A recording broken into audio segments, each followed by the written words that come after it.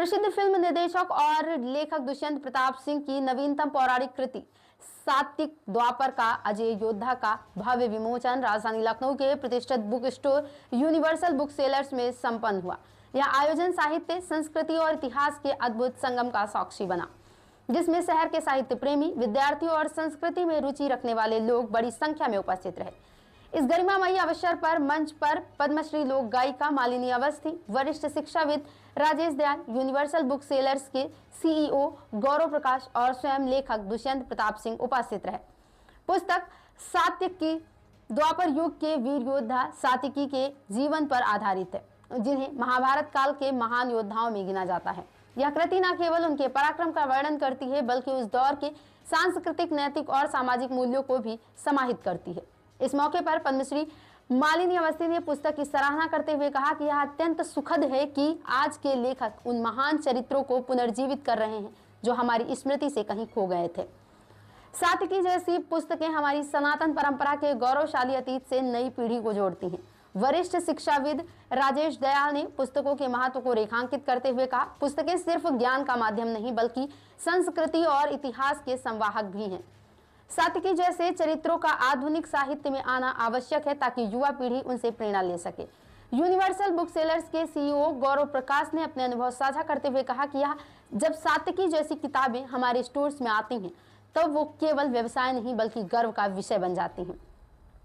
यह पुस्तक बीते युगों को वर्तमान से जोड़ने का एक सेतु है। बताया गया कि इस महागाथा को जल्द ही ऑडियो बुक और वेब सीरीज के रूप में भी प्रस्तुत किया जाएगा, जिससे यह कथा और व्यापक दर्शकों तक पहुंचेगी और अधिक से अधिक लोगों को इस वीर योद्धा की कहानी से परिचित कराएगी। ताकि पुस्तक का विमोचन हुआ है, जी, आप उपस्थिति क्या करेंगे उसको लेकर? मैं बहुत बहुत बधाई देना चाहती हूँ दुष्यंत जी को, जो कि बहुत ही प्रसिद्ध निर्देशक हैं और सिनेमा के मीडियम से ताल्लुक़ रखते हैं। उन्होंने अपनी किताब लिखी है, उनकी पहली किताब है, और किताब को लिखने के लिए हमारे इतिहास के एक ऐसे चरित्र का चयन किया है जिनके बारे में लोगों ने ज़्यादा सुना नहीं है। द्वापर युग के सात्विकी जो बहुत बड़े योद्धा थे, भगवान कृष्ण के बड़े अच्छे मित्र थे और महाभारत में जिनकी बड़ी भूमिका है रही है, उनके बारे में एक बड़े विस्तार से, बड़े मनोयोग से एक ऐसी किताब लिखी है जो मुझे लगता है कि प्रकाश डालती है कि युद्ध काल में मनुष्य की मनोवृत्ति कैसी हो जाती है, क्या क्या पृष्ठभूमि में घटता है।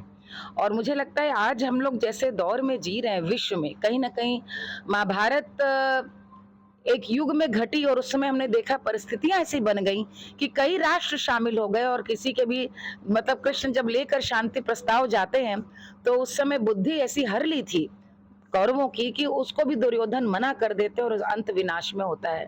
और जब शांति मिलती भी है तो इस कीमत पे कि पांडव सब छोड़ के चले जाते हैं।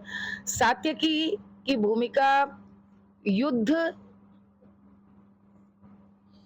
के लिए अडिग रहने के एक ऐसे योद्धा के रूप में जो कि हार जीत लाभ से ऊपर सिर्फ जो हमारे यहाँ कहा गया है कि यदि युद्ध में आपका बलिदान होगा तो स्वर्ग वही है। सात्विकी उस विचार के थे। इस पर उन्होंने किताब लिखी है, लेकिन बड़े कमाल की बात यह है कि वो किताब जो है द्वापर युग से होते हुए आगे तक और वर्तमान में भी आती। मैं चाहूंगी कि यहाँ पर दुष्यंत जी स्वयं बताएं किताब।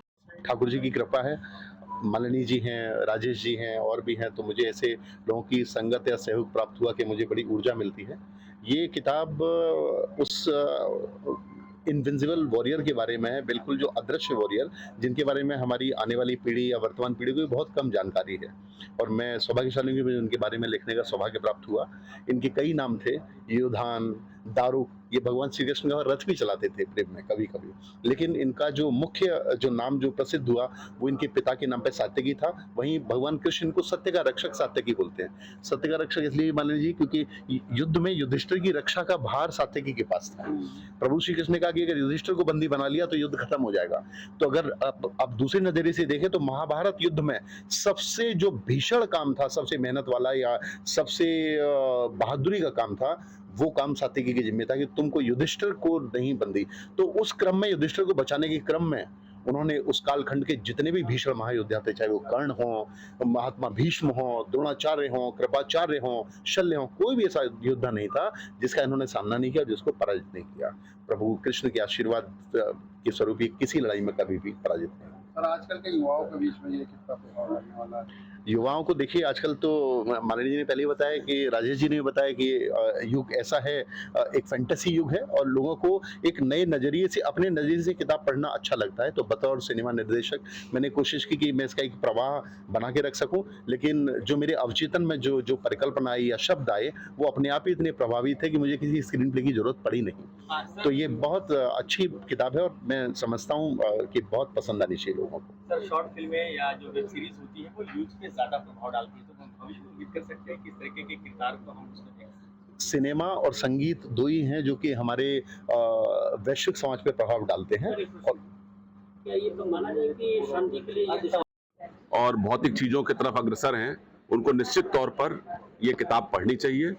हम लोग जब पढ़ते थे यूनिवर्सिटी में, हमें आज भी याद है, यूनिवर्सल हम लोग के लिए एक मंदिर की तरह हुआ करता था।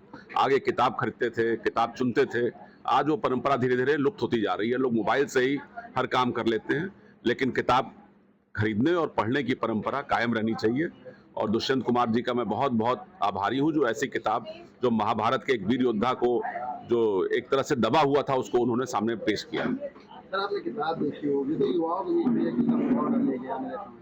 निश्चित तौर पर प्रभाव डालेगी। युवा वो चूंकि एक वॉरियर की स्टोरी है, तो युवाओं के बीच में अपने आप आकर्षित करेगी। और जैसा कि दुष्यंत जी से बात हो रहा था, आने वाले समय में वो इस पर फिल्म या वेब सीरीज भी बनाने के लिए तैयार हैं, तो ये बहुत आने वाले समय में इंप्रेशन पड़ेगा इसका। आज के युवाओं को क्या संदेश देंगे अपनी तरफ से? युवाओं और युवाओं के जो पेरेंट्स हैं, दोनों को ये संदेश देना चाहता हूँ कि बच्चों को मोबाइल से, डिजिटल दुनिया के बाहर भी निकालें, उनको मैदान में ले जाएं, उनका पसीना बहाएं। अगर उनके चरित्र का निर्माण करना है तो उनका पसीना बहना जरूरी है, उनका थकना जरूरी है। वो बाहर निकालें, बच्चों को खिलाएं, कुदाएं, दौड़ाएं, प्रकृति के करीब लाएं, तो निश्चित तौर पर इसका लाभ मिलेगा। सर, मैं ये कह रहा हूँ कि आज के दौर में जैसे शॉर्ट फिल्में जो आती है या वेब सीरीज आ रही है, वो यूथ पे ज्यादा प्रभाव डालती हैं, तो क्या इस किरदार को आगे चल के हम सिनेमा के फॉर्म में देख सकते हैं? नहीं, सिनेमैटिक फॉर्म में तो इसका ऑलरेडी ऑडियो हम लोगों ने कंप्लीट किया है। कई आप इसके विजुअल्स देखेंगे सिनेमैटिक, और मेरी पूरी मतलब और मालिनी जी ने देखी कितनी अच्छी विशेष दी। जब सरस्वती पुत्रियां जब किसी को विशेष देती हैं तो वो जरूर पूरी होती हैं। तो मुझे उम्मीद है कि बहुत जल्दी इस पे मैं सिनेमा बनाने की कोशिश करूंगा, या कोई और भी जो भी बनाना चाहेंगे तो डेफिनेटली मेरा तो कौन खुश नहीं हुआ कि उसकी लिखी किताब पे एक सिनेमा बने। तो मेरा पूरा प्रयास रहेगा कि मैं इस पे सिनेमा बना सकूँ।